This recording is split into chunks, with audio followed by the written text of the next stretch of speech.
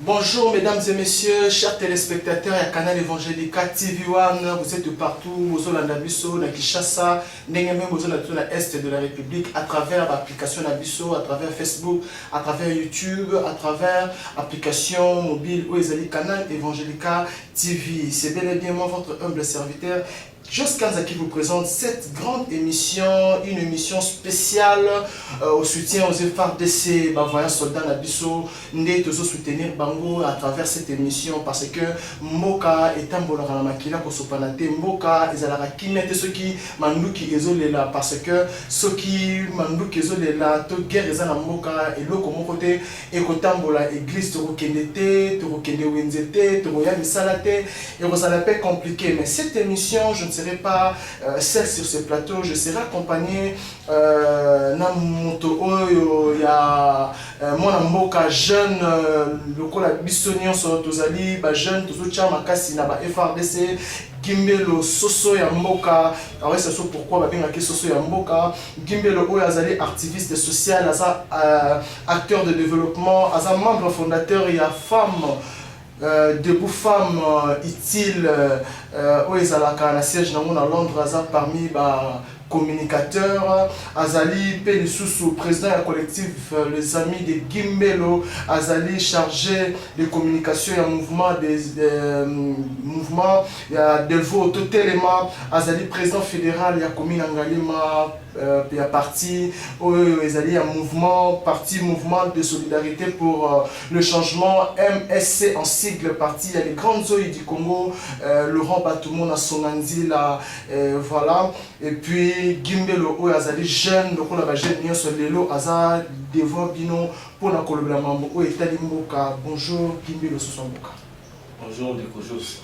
Ba bengi soso mboka pourquoi? Soso mboka a Congo ne soso mboka eza soso oyo azalaka ta azwi atali eloko ata bopesi eloko kolia akei suka ozonga na ndako na ye na soit na ndako na bango pour compatir ou soit à Kabola donc voilà qui na bana na yo atira ndako pour les alarake comme rose yende matembele ya simanda ko mfunu ko soki pe ya nini et puis voilà ça pega ne mo ko matembele ya simanda ko za ilo ko yedaka ko ne gijango ki o na olia ngulu na olia ba viande mais jour bon ezalate OK na simanda ko buka matembele mo olia est-ce que dit que ça va bien venir pas à qui m'a amené dans pamba pamba ça va bien venir là parce que pour toi ba soso ya mboka vraiment préciser soso ya mboka bienvenue donc bienvenue.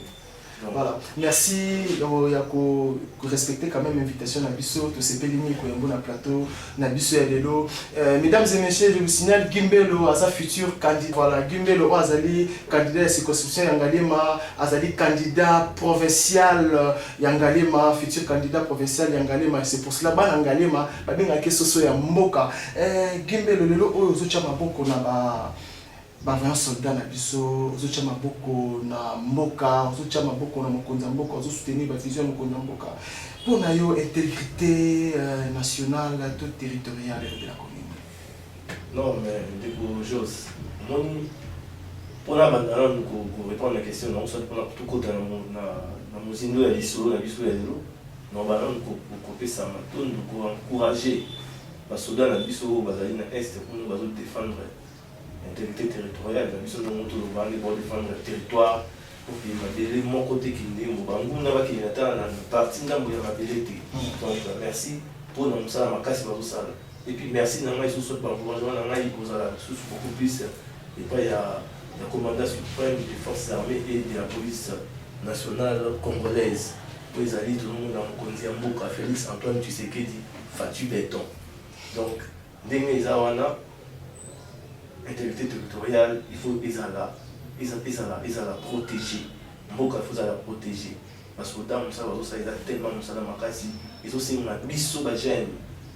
Ba l'union sur les en opposition dans la majorité société civile, tout le monde totalement comme un seul homme tous derrière ba FRDC ba soldat na biso ba FRDC tous avec un ciment pour la décision courageuse pour les gens qui si ce n'est pas donné à tout le monde.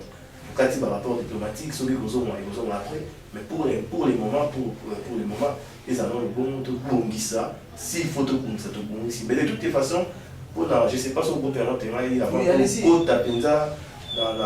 tout le monde, tout le monde a histoire qui est il y a incursion, il y a Nyamboulin qui est dans l'Est et Kuna. En fait, les Camerounais, ils ont les locaux, parce que tout ça n'a pas voisin belé. Pour les Anakaka, Rwanda. Pourquoi en fait, et le Cameroun, oui, des choses pour mes Camerounais, c'est long histoire.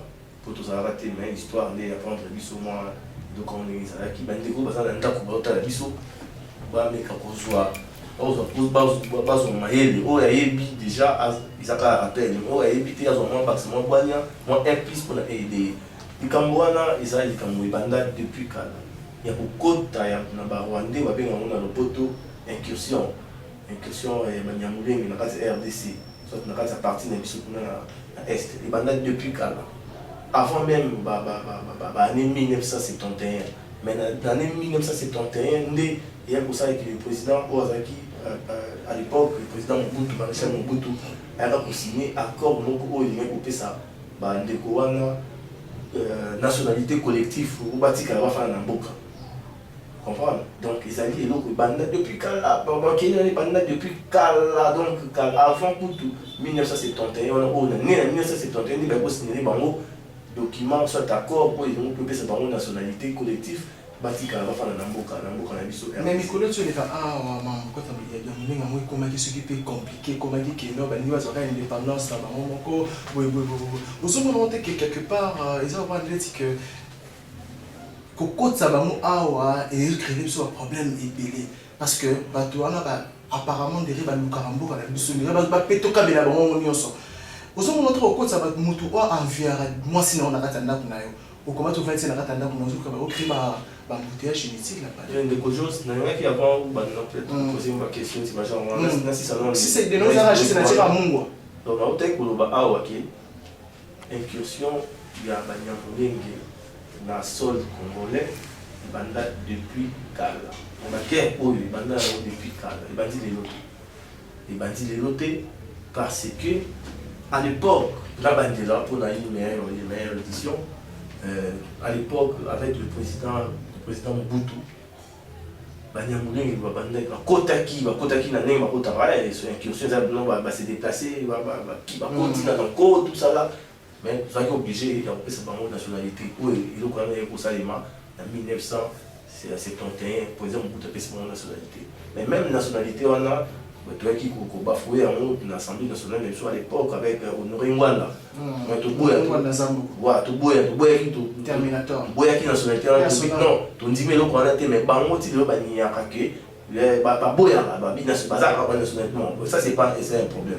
Mais comme nous avons beaucoup plus pour éclaircir moi ba ndeko ba na biso parce que si vous avez un peu comment nous nous rebeller parce que on tout tel ta côté qui parle on tel on qui na bango on tel ça qui boye d'ailleurs on tel écoute par nous on biso effectivement ba pourquoi on connait mboka na Londres ba rendre baza ba ndeko na biso ba Nyamulenge na ba ndeko na biso je te dis moi bateau ba kuti na mboka na bino depuis 1971 ba na mboka na bino ba jipe nationalité na bino so muto na ndeko na biso te azande ko na biso mais seulement que à l'époque, Babylone est depuis Kala. Et le gouvernement ça ils sont en plein ils comme il est parce qu'à l'époque, armée. Et puis non, même en bonne ça il manque Paul Kagame, avec même pas président de la République de Rwanda. Abiyarimana, avec même pas président de la République de Rwanda, ni encore moins Joseph Kabila ou notre président actuel, le président Félix Antoine Tshisekedi du Fatih Béton. Donc, peut-être Kagame a président public, présent musée Laurent de Saint-Kabila comme un président. Incursion, il y a Nyamulenge et ça, il y a l'est du pays.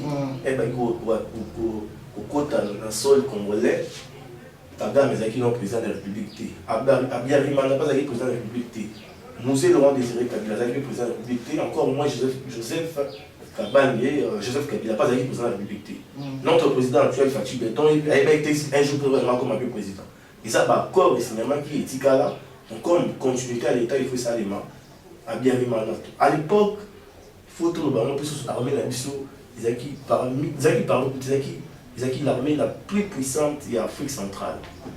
Nous avons dit non, on a maquillé, on a temps on les a quittés. Puis souvent, mais qui, ben là il va tout poudrer, ben là qui m'a.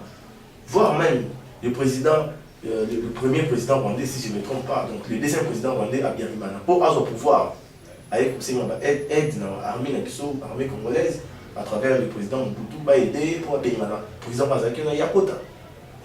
Va aider à partir comme président de la République. Kagame, il a recouru dans la même armée, il a aide par le président Mobutu pour aider Habyarimana. Habyarimana pas Habyarimana, donc comprendre que l'armée est casse fort. Mais là, c'est une infiltration et une quota. Et comme il non, tout le monde a pas. C'est ça qui est aussi à qui peut aussi un bango pour avoir mataba bien la paix mon bout. Na une question, il y a une place na comment. Il y a une place na place une infiltration ce qu'il y a des soldats rwandais, bati ba comme officier héros et comme. Et comment que à l'époque parce que notre l'armée la plus puissante en Afrique centrale. Mais au ça là que on comme na temps ya suka malade tout ça là il fait qu'il y a akende musée pour nous déranger faut y a un quota ce musée qui n'est que avec beaucoup recourir pas par l'idée pas l'idée à Bengala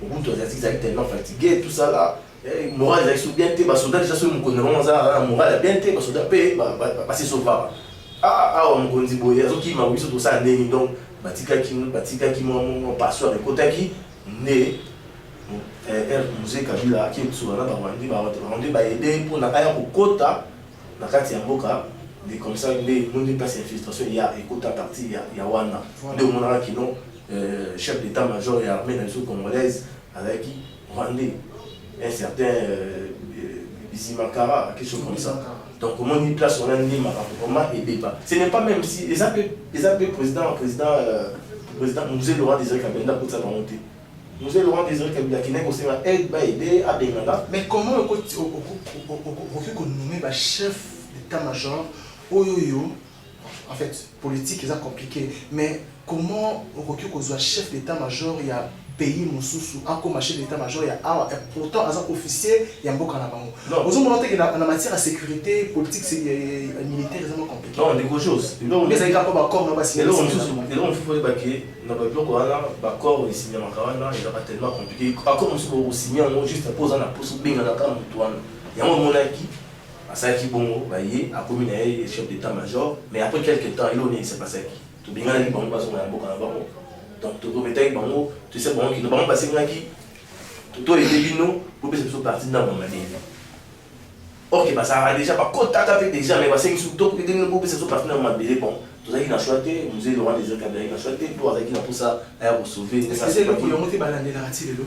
Non, mais attends, c'est là pour balandé l'article de l'eau. Mais je pense qu'avec le président Félix Antoine Tshisekedi, il y a un l'organisation. Il y a un souci d'ailleurs pour votre information. Le président Félix Antoine Tshisekedi a un petit coup évoqué 4 ou 3 officiers. 3 officiers. Rwandais na kati ya FARDC. Bazaki ba Rwandais. Si ba Rwandais na kati ya FARDC. Parce que bon on a une infiltration kota na ningo ya makasi. Mais apparemment non bazaki talaka ba Rwandais ba officier Rwandais na so taille ba poste ba bazaka ba poste mouvement commencer poste stratégique. Donc facilement information ko fouter qui né donc normalement c'est belé mais comme biso na mkondi ya mboka Félix Antoine Tshisekedi doit beaucoup ta système ezaki bongo mkondi ya mboka azobunda pona pour le système mwana ezonga asala réforme ya armée bala mboka ya solo ba koma na armée bala mboka solo ba trahir patrie na bamonté parce que patrie mboka na biso sacré non seulement sacré ça héritage mon corps ba koko na biso batika biso na nzambe ba pesa biso celui qui négliger un monde qui va monter à côté. Vous n'avez pas ce qui mérite. Vous n'avez pas ce qui mérite pour les mutu. Donc, mes salutations, donc en tout cas, nous avons un côté de Mboka, nous avons un gouvernement pour nous soutenir nos forces armées congolaises. Biso Bajen, tous à la Simana Bango, tout pousser Bango dans la victoire pour ma campagne de carrière. D'ailleurs, nous avons passé l'information encore. Na bajou bezali koya to luka to kuta na la Ligue de jeunes, les partis politiques, nous serons les alliés dans le Congo, que ce soit opposition, dans l'association, la structure, tout ça la marche avec seulement la jeunesse congolaise. Vous allez surtout là, tu vas t-shirt, là, tu vas t-shirt, la marche, marche, on est à la tour, mobiliser, tous à moins 1 million de jeunes. Donc, plutôt du cas, plutôt que ça message dans la communauté internationale, pas mon les Congolais, les citoyens congolais, la limité, la pratique, où ça y est, na Rwanda, voilà. Ok, merci beaucoup. Tolingi te mboka na biso mbutu butu ezala parce que mboka oyo eza mboka oyo kaka toza na kaka mboka kaka moko toza na oyo ndenge Gimbelo toloba awa que ba jeune to sangana lokola bo moko ya za président ya président fédéral ya Ngaliema ya parti na ye oyo auti ko to tanga awa asengi pe lisusu ke ba parti lisusu ba jeune to sangana non seulement ya ba parti politique biso pe ba jeune oyo za ba parti politique ite ou bien za to sangana to cha maboko na mokonza mboka to cha maboko na ba FRDC po to longa et puis to yebike mboka na biso eza RDC eloko makasi Gimbelo sikoyo dénonciation ekozala plus nini na makambo o truc tena ko dénoncer banani ba pire bato oyo bazosala ke mboka ekende bien pente surtout mingi parce que guerre ekotara compliqué la mboka na matière économique vous allez bien te morale vous allez bien te nyonso kobeba siko mingi toko dénoncer ba nani o basa pena ba terre principale parce que ba siko tanga ba société ba tanga ba bloc belé mais dénonciation vous allez nini. Non mais de gauche faut comprendre que guerre oyo eza guerre ya mokete eza bato ba binga ba multinationale na kati la multinationale passe na kati bana mboka pe neti biso boye toza pe na kati comprendre donc c'est moko très complexe mais on a mboka ça téléma la télémi à l'axi bango déjà que 3 officiers rwandais longo bango na armée a désarmé bango et ba dégrader bango parce que ba civil et le pays ça va sous batikali to kolanda ya bango malem to fouiller bon ce qui est vrai aussi. Il y a un grand frère mon ami Christian Gaëlan a ça qui est mon publication sur Facebook à l'Obaki na Facebook na a commis la diplomatie sans armes c'est comme un musicien sans instrument. Comprendre donc voilà Nathalie on ici la philosophie arme na lobela quelque arme ya mando kito arme ya outil. Non, peu importe. Selon mon compréhension j'ai compris par rapport au message na l'Obaki. Donc la diplomatie sans armes, c'est comme un musicien sans instrument. C'est comme le non mboka oyo soit mokili tie aux arabes mokili. Guerre les arabes et conflit les raté les arabes. Mais il faut s'y connaître tout l'ingaka pour ça la limite. Tout si dans l'accord, on a pour ça au côté pas la maille aux élo côté frauduleusement, côté illégalement, côté légalement signé Uganda oyo, ça là il faut boyer pour na côté aux oyango. Ce pays, on pense qu'il est fort, Rwanda actuellement, il pense qu'il est fort, alors qu'il y a fort. À ça, l'infiltration, pour piéger, à fragiliser l'armée de l'Iso. C'est vrai que l'armée est vraiment fragilisée par le Rwanda. Par les Rwandais, ils ont vraiment fragilisé l'information dans ce qui est là.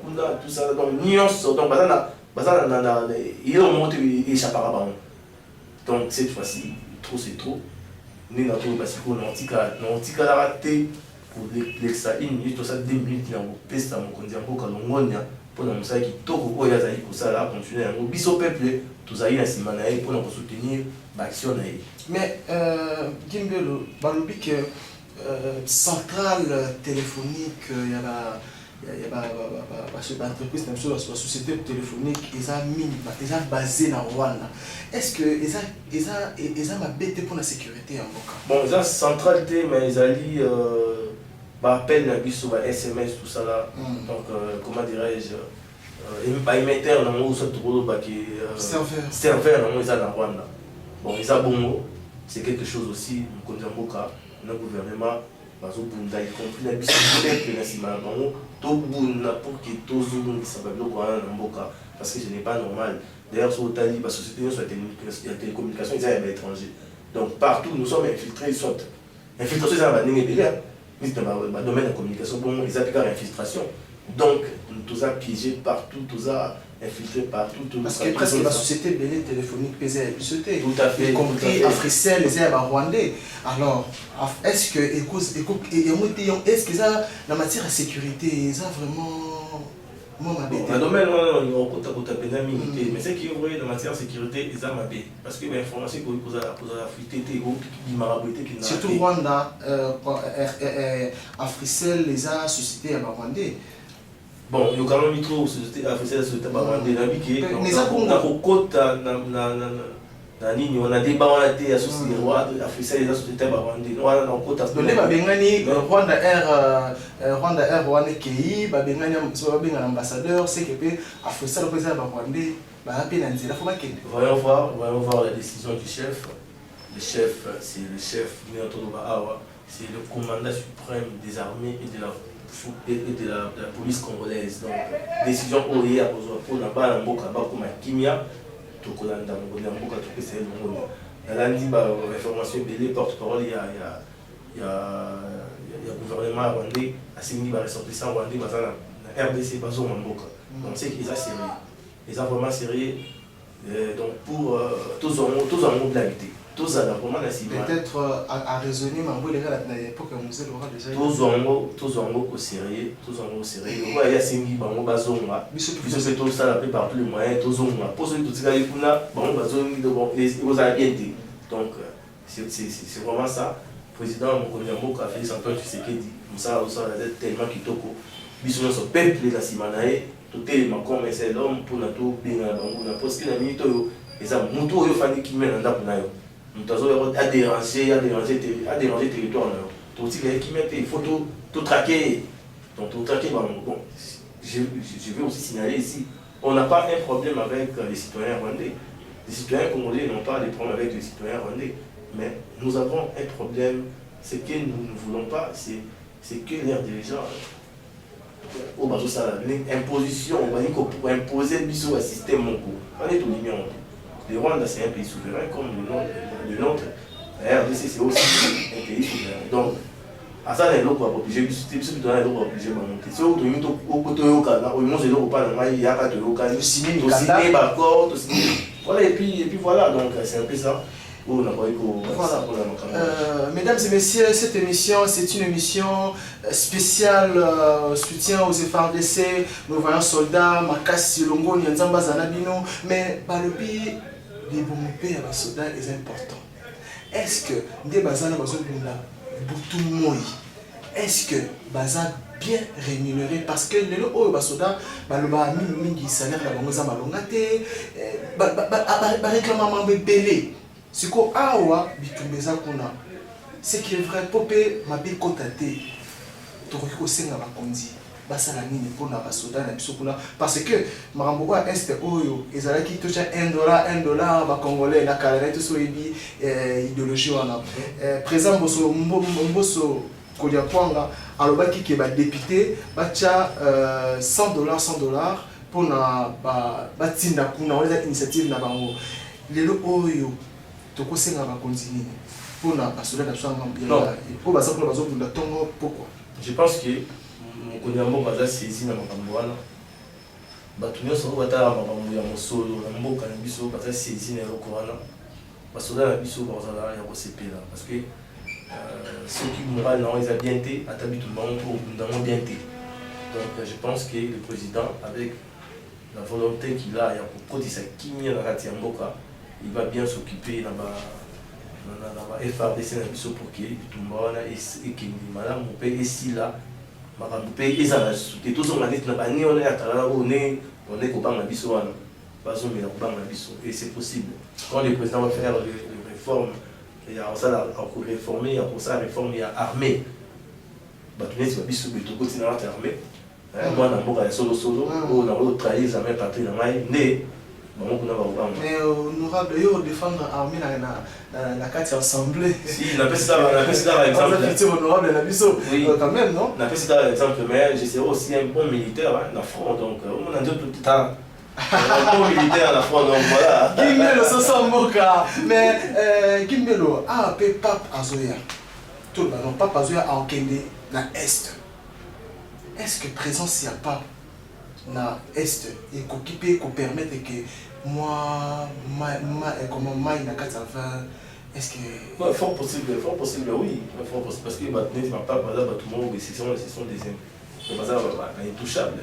Tout le monde, militaire, pour la paix, en fait, pour le climat, il y a sous-région, soit le climat, il y a un pays, limitrophe, nous sommes dans un pays voisin, tous à la Guinée et Côte. Je pense que c'est aussi un voyage très fort. Présence d'ailleurs, ils n'ont pas battu. Il faut payer Côte. Tout ça, la province est belle. Après, il y a plus de balles. Après, il y a des cas. Donc, c'est un message fort. Donc, on va comprendre, il ne faut pas comprendre les mots. Et puis, je pense que d'ici là, Mambo, c'est aussi. D'ici là, Makambo, c'est aussi là, on a des messages Oyo, Gimbelo, Soso Mboka, Oyo, Apesi, Pona, P, Ezala Mboka, Apesi Maboko, pas Mokonza Mboka, et puis surtout, Apesi Maboko, Mingi, pas ma voyage soldat la Bisso, il y a Est, FRDC, Makasi, P ensemble, Tokolonga, on a Maloba, il y a Gimbelo. Tous mes canons Kolobela, P, aux président, il y a président fédéral. Il y a Ngalema, il y a parti MSC, parti à Grand Nzoï du Congo, Laurent Batumo dans son Anzila. Il y a tant que jeune, au Giraka, Maramlon, entre les jeunes, mais il y a Ngalema. Parce que ce soit Mboka, ça me tambola, comme tambola. Mais ce soit Mboka, les lots, aux autres coupés, ça m'a cassé pas ma FRDC. Un Rosala en face, n'a pas jeune, message n'est fort ou couper ça vraiment sous à part télévision. Non, message, ils ont un message comme encore dans ton pays. Les lots, ils ont une émission où ils ont uniquement exclusivité, il y a soutien aux FRDC, non, soutien, il y a institution, président de la République, au président Bissot Soleil Bezali, président Félix Antoine Tshisekedi Tshilombo. Donc, message, ils ont un message comme Moko, le jeune. Il y a quoi il y a RDC, tous à la Bissonioso, INI, tous à la Bomoko, tous à la Téléma comme un seul homme, tout la CIMA, il y a le président de la République, là, Basoda la Bisso, Basoda Moussala, la Kati, il y a Est. Donc, le message de Zakaya, Awa, la partie télé, le Kaka, pour la armée, la Bisso, Mokondi Moka. Et puis là, tu as parti dans le boyau, ça m'a manqué. La partie boyauté, partie fruit, photo le bélango. Ceux qui n'ont pas parti, ils ont eu la couleur à partir. On a la couleur, il y a maman pinga, c'est-à-dire, tu as prêt pour la bitumba. Tu as prêt pour l'élection de la minute, tu as un bitumba tout long, surtout longi, et ils sont pris pour ça. Mais dès qu'ils sont là, tu as atteigné, ils sont pétés, au bim, moi général. Mais non, c'est non. Un bon soldat, le front, soldat qui c'est dans ma casse. Soldat ma casse. Donc voilà, donc les lots, ils arrivent il y a parti T, les gens il y a pour soutenir. Parce que la mission on soutenir par la décision, il y a mon canal, gouvernement, la mission. Et puis voilà, donc prochainement, le bête à Masolo, il y a parti, un royal, un signe à partie, casquette à partie, écharpe à partie, t-shirt à partie, voilà, le bête à Masolo, il y a parti.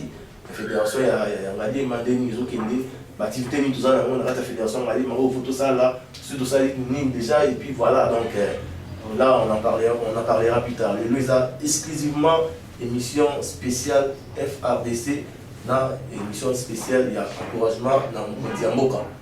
Kimbelo rapidement ceux qui osent les Kambouya Souka pour na Yokoloba à sa globalité résumé au lieu que ça n'a résumé nini rapidement parce que déjà tout comme bon résumé ils ont accueilli dans les qui nous dans tout le tantôt tous à la mission sur la cima ya basoda la mission soutenir bango tous à la mission sur la cima il y a commandant suprême des armées et de la police nationale congolaise le président de la République Félix Antoine Tshisekedi Fatou Béton autrement dit Mr. Zara et moi tous à la cima pour qu'ensemble tout tient pour que guerre ici là tout est la Kenya. Mais là on ne pas que ça sinon histoire d'ingé makambo ezalaki ndenge bato ba incrimina bato ndenge ba mutu tel qui non mutu tel na côté ba wandi mutu to ba awa likambo ya ba wande eza mutu te mutu côté saki bango mutu soki ndenge te Rwandais, bateau nous surtout bêta les solo, Joseph Kabila dans côté ça bango, Laurent Désiré, oh, Nagno, le président Félix Ndar ba qui baba de pour la biso.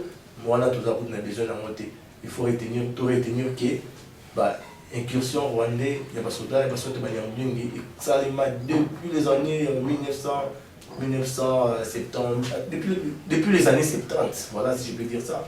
Des Rwandais ça donc on a vu même pas le président Félix comme président, on n'a vu pas le président Joseph Kabila comme président à cette époque-là. Vous avez équipé le président Kagame, Kazaki président, donc c'est comme ça. Et ça, histoire, même ça, il y a encore des qui Kagame, il y a un accord, il va appliquer en haut. Mais cette fois-ci, nous disons non, donc ça va plus se répéter. Donc nous sommes un pays fort avec plus de, je sais pas moi, 71 millions d'habitants au Rwanda, dans un pays où Rwanda, ils ont des cas communs dans la Lima.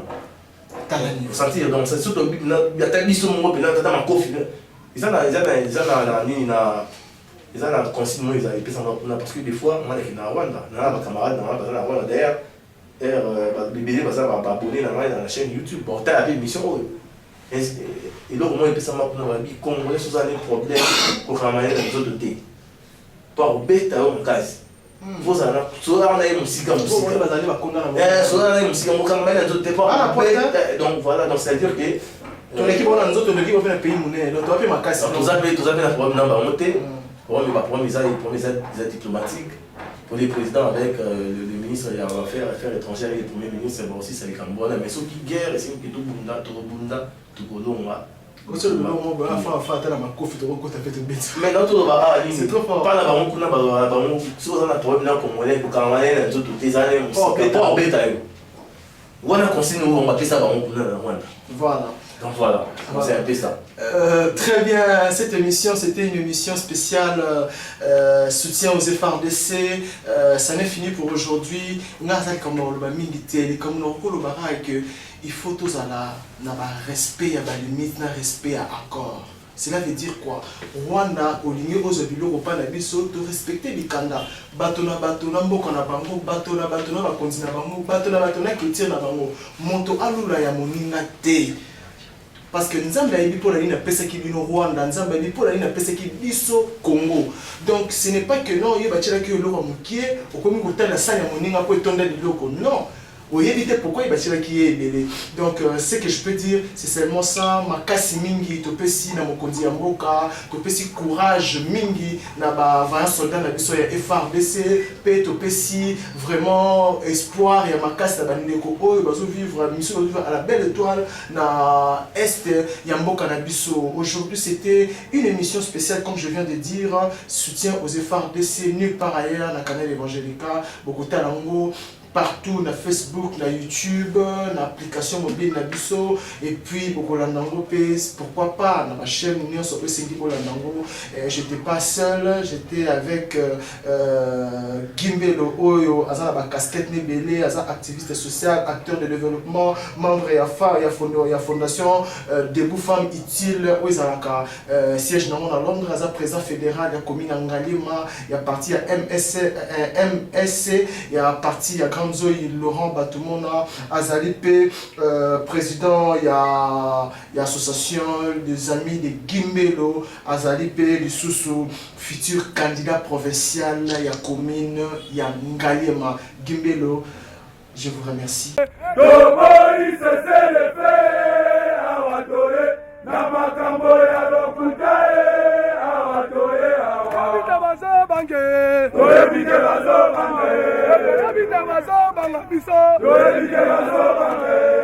Venez de